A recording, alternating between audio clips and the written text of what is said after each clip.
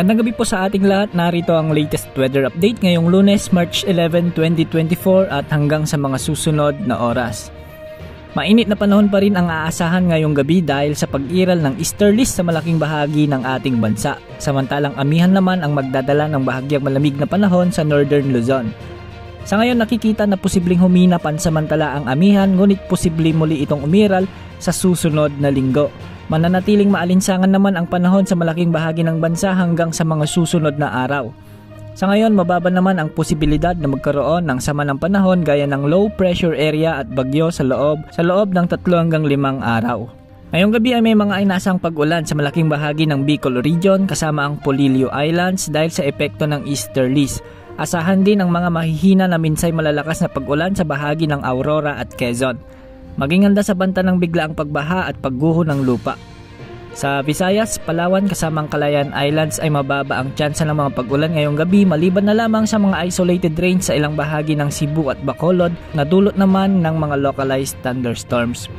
Sa Mindanao, may mga inasang mahinang pag-ulan din ngayong gabi sa eastern section ng Mindanao. Magiging bahagyang maulap hanggang sa maulap naman ang papawirin sa natitirang bahagi ng Mindanao at posible rin ang mga isolated rains lalo na sa may Zamboanga Peninsula.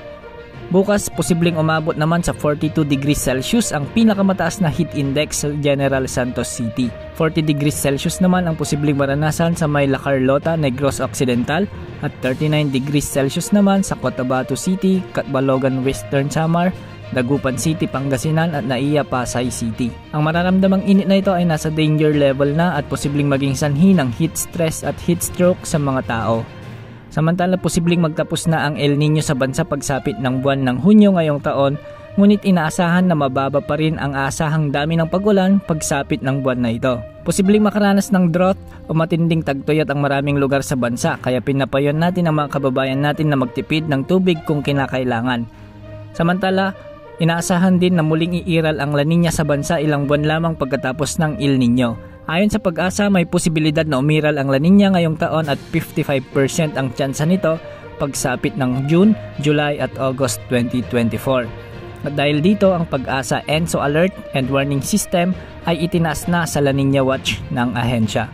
Sa ngayon, malaya ring makakapamalaot ang ating mga kababayang mangingisda dahil walang nakataas na gale warning sa mga karagatang sakop ng ating bansa.